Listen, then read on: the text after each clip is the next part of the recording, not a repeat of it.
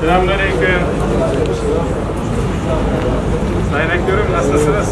Sayın Rektörüm, iyisiniz inşallah. Sağ olun, sağ olun. Hadi Bey. Gel.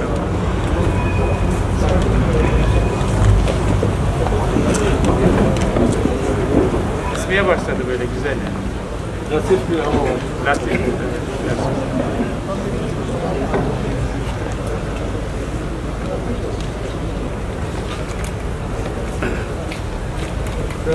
Aleykümselam. Sayın Valim hoş geldiniz. Hoş geldiniz. Hoş geldiniz. Şeref verdiniz efendim.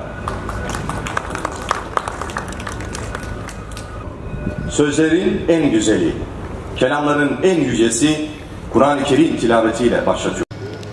Euzu billahi mineşşeytanirracim.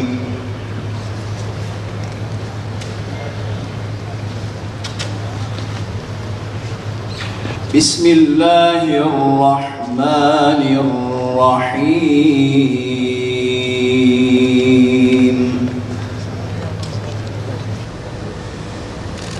قال إني عبد الله آتاني الكتاب وجعلني نبيا وجعلني مباركا أينما كنت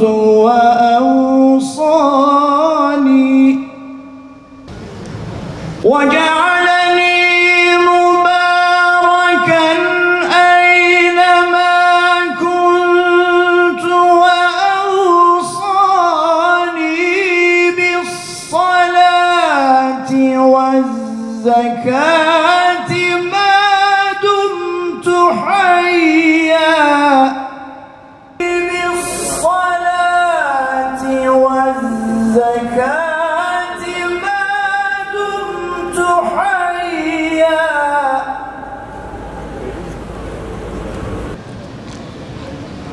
Bugün burada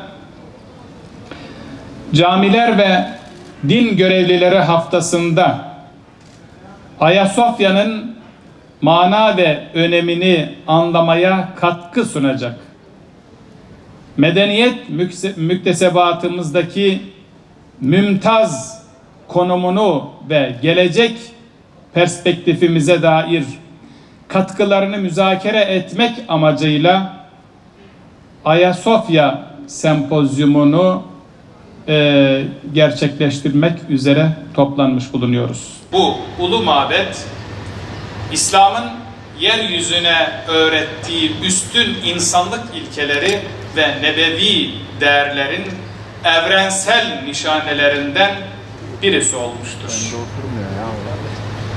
Kıymetli misafirler, Ayasofya'nın asli hüviyetine kavuşması, aziz milletimizin kimliğine, tarihine ve medeniyetine sahip çıkma kararlılığını ve köklerinden aldığı güçle sağlam bir geleceği inşa etme azmini göstermektedir. Ayrıca tüm İslam toplumları için de bir uyanış ve diriliş muştusu olmuştur. Nitekim son asır boyunca yaşadığı travmalar ve maruz kaldığı meydan okumalar neticesinde özgüven kaybı yaşayan Müslüman toplumlar bu açılış ile beraber büyük bir heyecan yaşamıştır.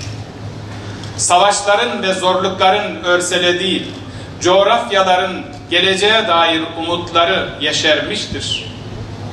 İnanıyorum ki bu büyük hadise bütün mazlum müminlere fetih ruhunu ve şuurunu yeniden aşılayacak, onları özellikle son 2 asrın mahkumiyet ve mahrumiyetinden kurtarıp yeniden tarihin öznesi konumuna yükselten bir milat olacaktır. İnşallah. Ayasofya'dan bahsetmek zor bir şey. Çünkü kaç bin yılın üzerine kaç farklı dinin, kaç farklı medeniyetin birikimlerini üzerinde barındırıyor.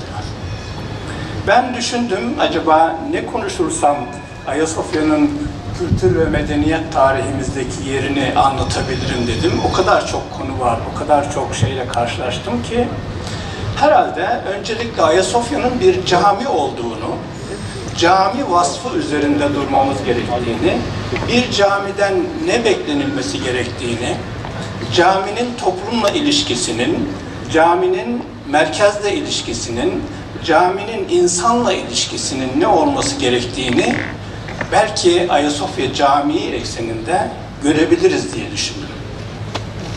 Bir şehrin ulu camii, devletin halk ile, merkezin çevreyle, dinin mümin ile buluştuğu yer olarak konuşlandırılır ve ulu caminin çevresi genellikle bir külliye halinde düzenlenir.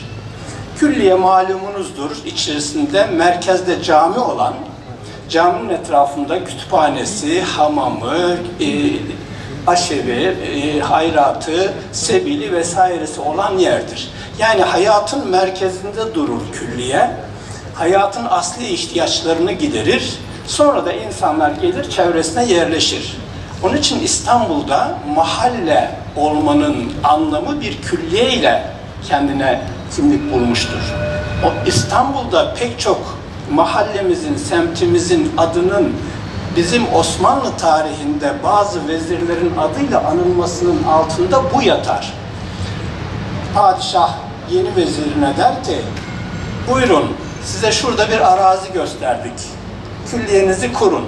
O vezir oraya kendi mülkünden, devlet parasından değil, kendi parasından, hazinesinden önce bir cami yapar, dikkat buyurun, önce bir cami yapar, sonra hamam yapar, sonra medrese yapar, kütüphane yapar, sıbyan mektebi yapar, sebil yapar, aşevi yapar vesaire.